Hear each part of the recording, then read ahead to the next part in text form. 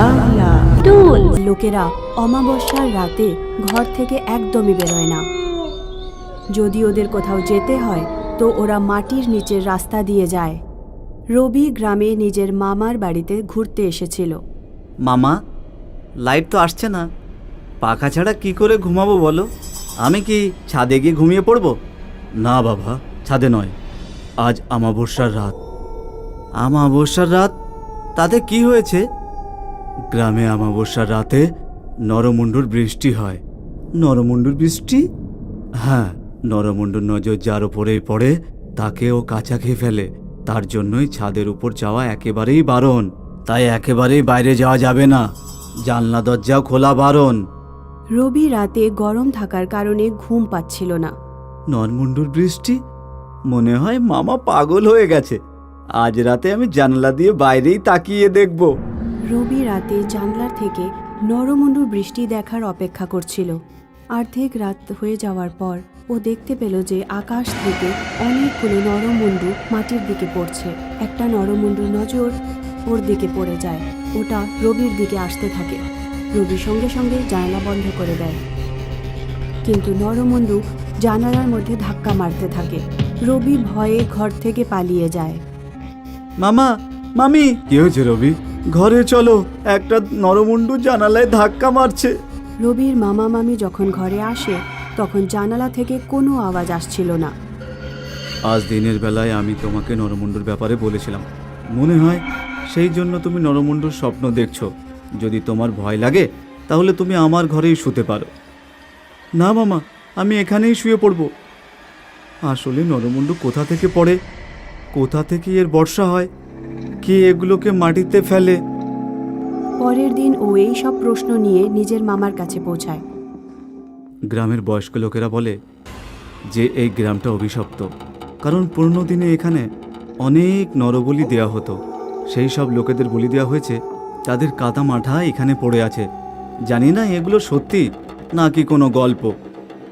মামা, যদি তোমরা গ্রামবাসীরা এইভাবে প্রতি অমাবস্যাতে ঘর থেকে না বেরো, তাহলে এই নরমুণ্ডুর সমস্যা কিভাবে সমাধান হবে? বাবা, রহস্য জানতে গিয়ে জীবনের ঝুঁকি কে নিতে যাবে? রবি মনে মনে ঠিক করে নিল যে সে এই নরমুণ্ডুর রহস্য না জেনে কিছুতেই ছাড়বে না। যখন পরের অমাবস্যা রাত এলো তো রাত 2টোর সময় পা টিপে টিপে ছাদে উঠে গেল। আকাশ একদম পরিষ্কার ছিল। আজ তো নরমুণ্ডু দেখতেই পাচ্ছি না। তারপরেই হঠাৎ একটা নরমুণ্ডু রবির মাথার উপরে পড়ে, তারপর আরও কয়েকটা পড়ে, তারপর ধীরে ধীরে নরমুণ্ডুর বৃষ্টি জোরে পড়তে থাকে। এইসব নরমুণ্ডগুলো রবিকে তাড়া করতে থাকে।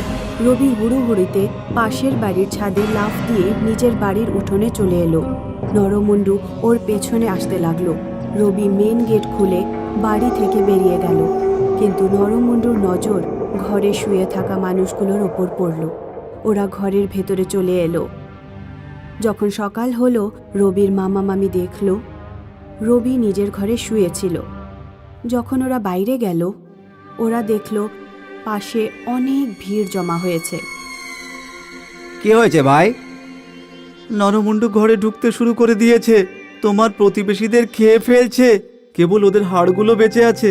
এমন সময় রবি বাইরে আসে আর গ্রামবাসীদের বলে, গ্রামবাসীরা, আমি নিজের চোখে ওদের দেখেছি, ওদের ধরা যেতে পারে। আমরা সবাই মিলে পরিকল্পনা করব। তোমরা যদি এরকমটা না করো তাহলে ওরা কখনো না কখনো আমাদের ঘরে ঢুকে আমাদের খেয়ে নেবে। কিন্তু আমরা ওদের ধরবো কি করে? অমাবস্যার রাতে আমরা পুরো গ্রামে জাল বিছিয়ে রাখবো। যখন নরমুণ্ডুর বৃষ্টি হবে তখন ওদের জালে বন্দি করে নেব।